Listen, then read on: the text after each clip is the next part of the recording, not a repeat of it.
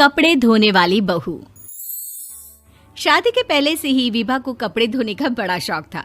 कभी नल के नीचे तो कभी तालाब के पास। अरे मेरी नीली वाली लुंगी नहीं दिख रही है। विभा की अम्मा, कहाँ रखी है लुंगी? अरे वो तो विभा ने परसों ही धोकर रखी थी आपकी अलमारी में, देखो वहीं होगी। वो ना मैंने आज धो दी, मुझे लगा कि गंदी हो गई होगी। अरे कैसे गंदी हो गई थी? उसे तो मैंने पहना भी नहीं। हे भगवान, इस लड़की के कपड़े धोने की आदत से परेशान हो गया हूँ मैं। जितना तो घर में राशन नहीं आता, उससे कहीं ज्यादा डिटर्जेंट पाउडर का खर्चा है। इसकी शादी करवा दो, शादी जाए अपने घर में ही करे काम, फिर चाहे घर के कपड़े धोने हो या पूरे गांव के। हाँ ठीक बोल रही हो, देखता हूँ मैं कोई लड़का। वो दिन भी आ जाता है जब विभा को देखने लड़के वाले आ जाते हैं। लड़की मुझे अच्छी लगी। होने वाली सास कहती है, बेटी अगर कुछ पूछना है तो पूछ लो। वैसे तो हमारी लड़की बहुत ही शर्मीली है, जो बोल दो वो मान लेती है, इसे क्या पूछना होगा। अरे कैसी बात कर रही हो माँ, मुझे इन लोगों के घर रहना है, सवाल तो कई है।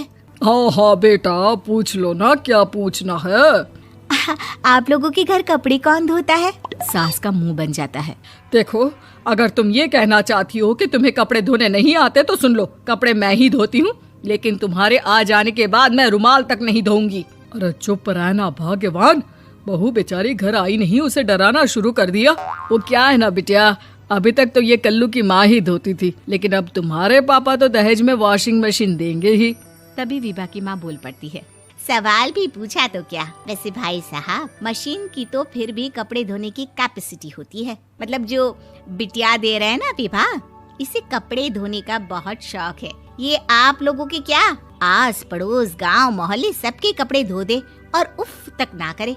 बाहर देखा नहीं आपने कितने कपड़े सूख रहे हैं?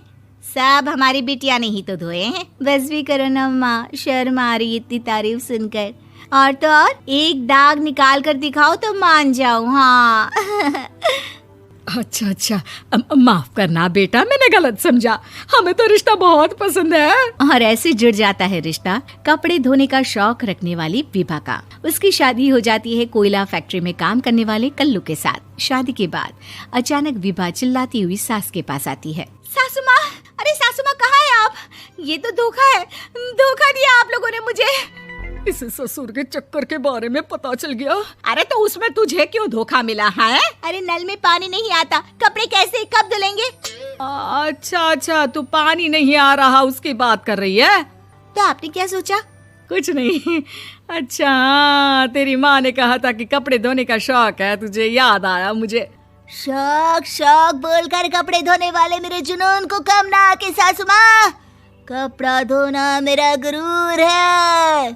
तभी पति भी वहाँ आ जाता है। अभी मैंने इसे सनी देओल की फिल्म दिखाई है, उसी के डायलॉग मार रही है माँ। अच्छा सुन, साफ साफ बता रही हूँ, पानी सुबह 4 से 6 और शाम को 10 से 12 आता है, समझी? विभा टाइमिंग सुनकर हैरान हो जाती है। ये क्या भूतों का मोहल्ला है?